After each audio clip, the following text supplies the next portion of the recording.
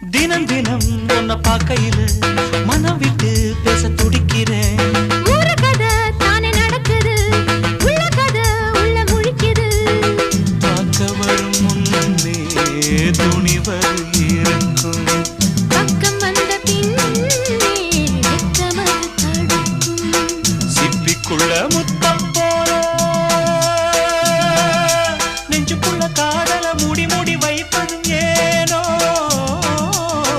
தொண்டக்குழி வரைக்கும்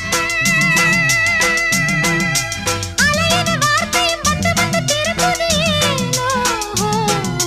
சொல்லாமத்தானே இந்த மனசு தவிக்குது.